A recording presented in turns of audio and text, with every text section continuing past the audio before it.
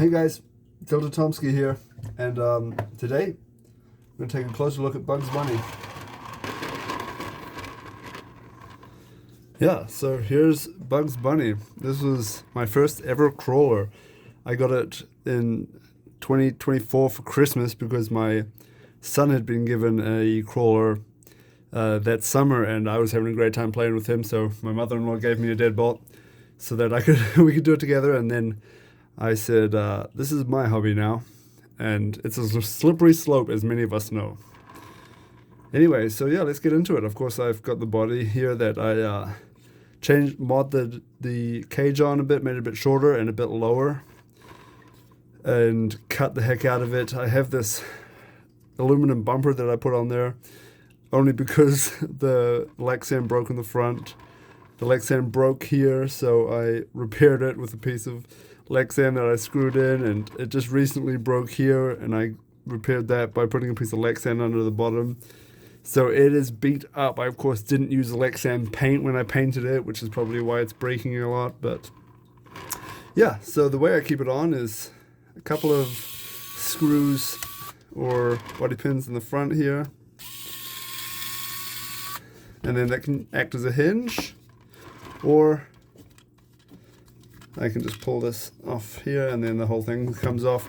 The reason I do that is magnets, they don't work super well in a comp situation. Now, I'm not a huge compy boy, but sometimes I'll comp with the local guys, and magnets get in the way. They take up a lot of space. They're heavy, and if the body can come off if you get in a bind or something.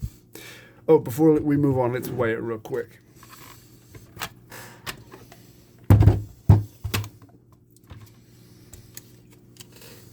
So with battery, we're looking at 393 grams. 393. The wheelbase is 143 millimeter.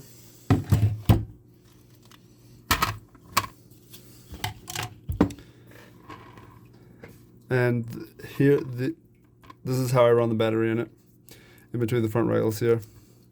And you can see the ears on the chassis. That's where I attach the body. But yeah, let's get into it. The chassis, of course, is one that I've cut myself. It's like the OG Hitchhiker, one of my first early designs. And here's another one that I haven't used. This one obviously doesn't have the ears. And on this particular one, on the Bugs Bunny, I left this section in here and then just folded it down as the slider, which works good, but they are very small. So the chassis really was like, I don't know, maybe 50 cents worth of aluminum. And then we have, let's go from the ground up. Tires, I'm currently using the Hamrocks with different combination of foams in there, with a thicker foam or a denser foam in the middle, and then a softer foam on the outside. These wheels are Temu 1.3s, which are actually really nice quality for like a cheap no-name wheel. I really like them. I have them on the Trenchers, just a different style as well, and I really like these wheels. Okay, so Hamrocks obviously like $16, wheels about 13, I think. Axles in the front, I have the Mias ISOs, which I ground down pretty aggressively with a 3D printed diff slider that I put a little bit of tungsten putty in. I also did the bolt mod to where I have a screw with a small head that fits in here so that it doesn't take up any space. And then in here I have tungsten putty and a brass washer glued to the knuckle for some, like a weight hanger. Super budget boy style. I also ground out the knuckle here so that the screw, even though it's spaced over by a spacer, can still tuck for loads of steering angle. Definitely recommend doing that. You can just take a little file to it. The brass is so soft. Okay, in the back we have just a stock axle with a diff slider. So we're looking at like $40 for the front axle, and the stock axle just obviously came with the rig, but I don't know how much that would cost. Surely you can find one for very cheap locally if you don't have one. The links are DIY links that are made out of stainless steel rod, Enduro link ends, and antenna tubing. Shout out to Ray, aka Big Dumb Dad, for the antenna tubing tip. This is really nice. And in the front, just some stock links and just 2 link ends threaded on some threaded rod there. All right, next up, shocks. In the front here, I have these really skinny shocks that I got. They're like no-name ones again. And I'm currently running them with no springs, but it's working really well because I can get full extension. And if I put the rig upside down and lift up, they, if I can lift up, they typically don't extend all the way. If you can see that, yeah, focus. So it seems to be kind of like as you would want it tune-wise. Fully extends easily when the axles are down. And in the back I have these no-name, aka RC Lion random cheap shocks. And I'm quite happy with the shock situation at the moment, but I am always tuning it. So that's about maybe $12 for the shocks, because I think these are like $10 for 4, and these are like 12 or something, maybe more on AliExpress. And then I have the OGRC drive shafts, so I don't know, $10, $12 there. And then just a stock transmission. And the Enduro Purple Viper, which I polished by connecting the car, turning it on, and then pulling the trigger and then keeping some really fine grit sandpaper on the motor, and it polished up really easily. I polished the Enduro motor mount as well. And then I have the i9 Mod super cheap ESC, which works great. And then I'm using an Radio Master receiver. And the way I keep that on is I have 2 screws screwed into the chassis rails and a rubber band on there, and that does really great. And that's a really good tip for keeping stuff on your chassis. Initially I had like some double-sided tape with like a piece of angled plastic, and that worked okay too, but this is way easier to take on and off. I really like that tip. And then PTK servo, it's so good for the money. I mean, it's amazing. And here I have a DIY bearing roller steering link which I made, which is pretty easy to make, honestly. You just need to put the bearings on, obviously, before you bend it, and then Enduro rod ends on there. Works so good. And for you budget boys out there, 349 might not be in the budget. All right, is that all? Have we talked about it? I don't know. Anyway, I love this rig. It's so much fun to drive, and the ESC is super smooth. If you guys have any questions, if I forgot to talk about something, please drop a comment. I will respond to your comments. Let me know what you guys think. Which rig should I do next? Should I do Yoshi next?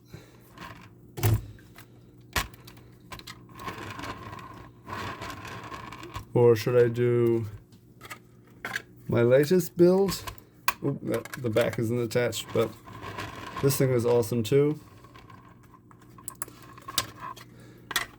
This is the hitchhiker that I'm currently making, which I really, really like. And then I also have this Class 1 comp style rig. Yeah, comment below if you'd like me to do another build breakdown. And now I've got a bunch of clips of Bugs Bunny, and so I'll just let the camera roll. Thanks, guys.